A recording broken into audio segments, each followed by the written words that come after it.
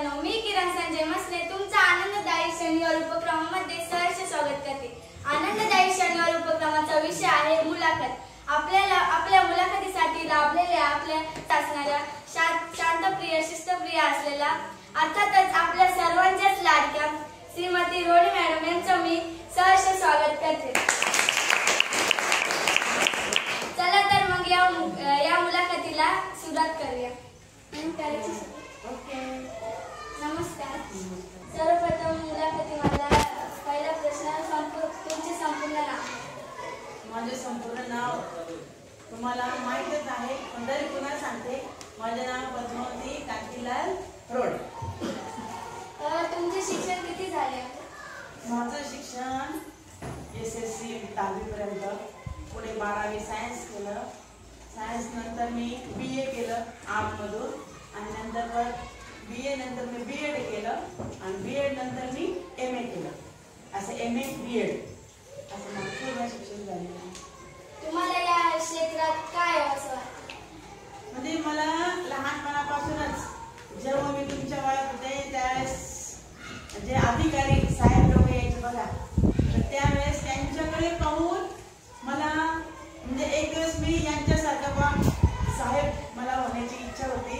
मग त्यासाठी मला शिक्षक होणं महत्त्वाचं होतं, आणि शिक्षकातून मग हळूहळू ती प्रोसेस मग होतच असते। म्हणजे मला अजूनही अधिकारी होण्याची इच्छा आहे।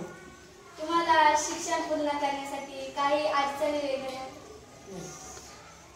मला कसं आहे, लहानपणी बघा मी जेव्हा D.Edला आली, 12वी सायन्स केलं, 12वी सायन्स नंतर मग माझा D.Edला माझ्या भावाने नंबर लावला, आणि त्यावेळेसच माझे वडील वारले होते। त्यावेळेस वडील वारल्यामुळे घरात सगळी अडचण होत होती। म्हणजे जी D.Edची फी असते ती फी भरायला सुद्धा पैसे नव्हते, आणि वडिलांनी माझ्या शिक्षणासाठी कपाटामध्ये त्यावेळेस 500 रुपये ठेवलेले होते, आणि त्या 500 रुपयात आज मी या स्तरापर्यंत, आज मी मुख्याध्यापक स्तरापर्यंत येऊन पोहोचलेले आहे। म्हणजे सगळी आपल्या वडिलांची कृपा आहे।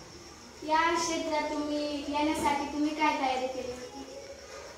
या क्षेत्रात मी पहिल्यापासून म्हणजे मी 10वी SSC नंतर D.Ed केलं, पण D.Ed नंतर पण मला मग टप्प्याटप्प्याने मी शिक्षण BAचं घेतलं, B.Ed केलं, MA केलं। म्हणजे अशी जी पात्रता आहे, व्यावसायिक पात्रता मी ती वाढवत गेली। म्हणजे पुढे आपल्याला त्याचा उपयोग आपल्या शिक्षण क्षेत्रात मग तो करता येणारच आहे।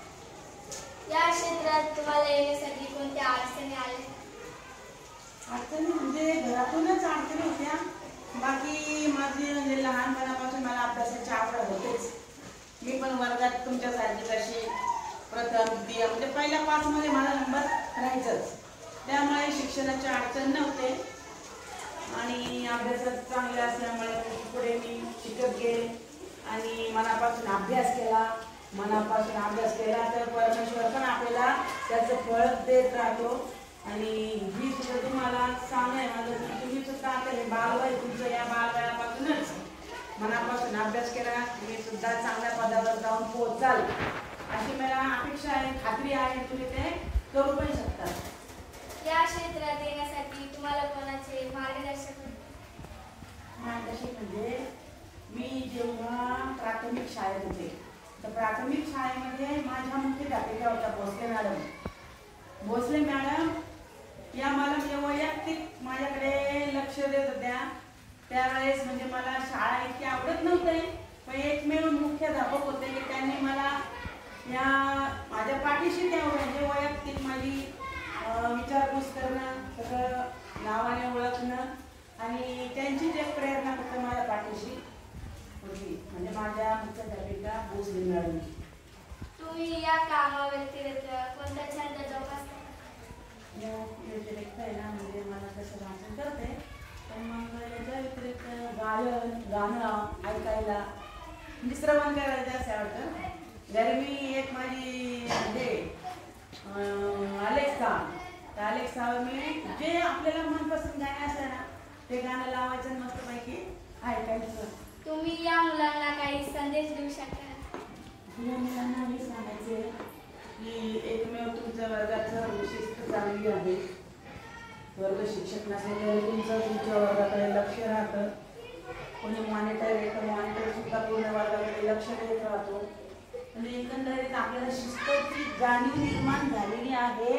आणि ही शिस्त जर जीवनात असेल तर कुणीही मागे पडत नाही. आणि तुम्हाला वर्ग शिक्षक पण चांगले लाभलेले आहे, त्यांचा तुम्ही फायदा करून घेऊ शकता. आणि तुमच्या जीवनात तुम्ही म्हणजे इथल्या ज्या आठवणी आहे त्या पुढे तुम्हाला आठवणारच आहे. आणि आपल्या वर्ग शिक्षकांना पण तुम्ही चांगलं लक्षात ठेवणार आहे.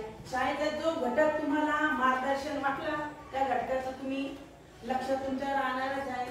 इथून पुढे तुम्ही सुद्धा जा तेव्हा चांगलाच या ठिकाणी अभ्यास करून पुढे तुमच्या जीवनामध्ये तुम्ही चांगलं पदार्पण करू शकतात, चांगल्या पदावर पोहोचू शकतात, एवढीच अपेक्षा ठेवते ना आमच्या. तुम्ही वेळात वेळ काढून इथे आलात त्याबद्दल मी तुमचे आभारी आहे.